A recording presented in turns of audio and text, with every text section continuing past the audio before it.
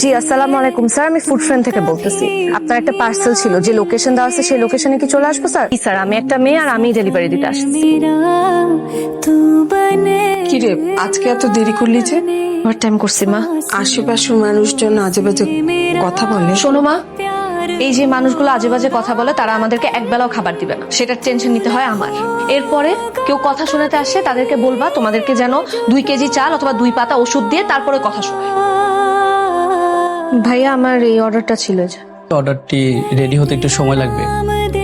Excuse me, আপনি কি এই রেস্টুরেন্টে প্রায় আসেন? হ্যাঁ, এই রেস্টুরেন্টের খাবার কেমন লাগে? ভালো? আমি আসলে খাই নাই কখনো, আমি ফুড ডেলিভারি করি, খাবার পিক করতে আসছি। আমি আসলে ভীষণ অবাক হয়েছি, মানে আমি এই রেস্টুরেন্ট ব্যবসায় আছি অথচ জানতামই না যে মেয়েরা ফুড ডেলিভারি করে। তোমার এই পেশাকে সবাই স্বাভাবিকভাবে নেবে না সেটা আমি জানি। তোমার এই পেশায় আসার পেছনে নিশ্চয়ই একটা গল্প আছে।